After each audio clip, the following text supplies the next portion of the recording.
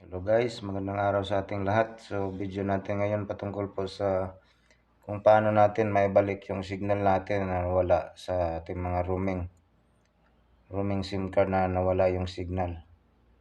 So dito guys, punta lang tayo sa settings.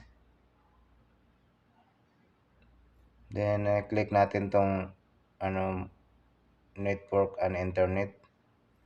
So mapapansin nyo dito guys sa SIM card ko na isa wala naka brown, walang signal.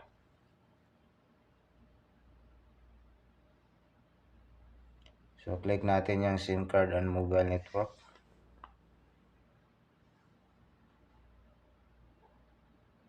So dito guys, yung click natin yung SIM card natin sa Pilipinas, yung naka-roaming. So sa akin yung SIM to, click natin yung number natin sa Pilipinas. So ayan.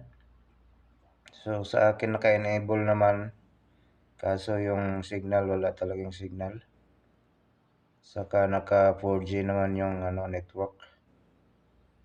So guys, dito papakita ko sa inyo kung sana gagana to sa inyo. Sa akin gumana naman. So dito click niyo yung preferred network type.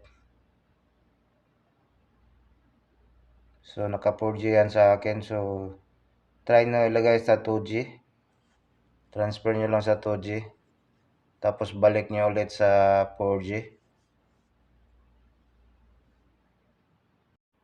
Hintayin nyo lang saglit.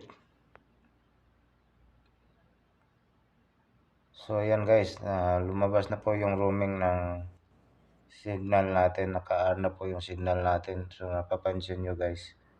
Yan. Oh.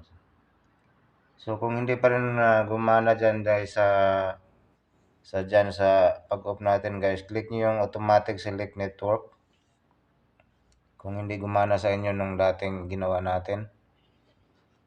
Click nyo yan dito, choose network.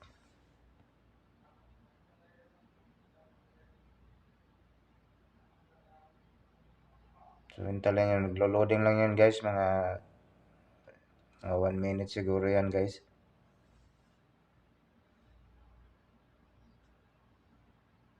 So yan guys, mamili kayo dyan. So sa akin nakakonect ako sa mobile guys. Mobile 4G network po. Sana nakatulong guys sa inyo lahat to. Please subscribe, like and share.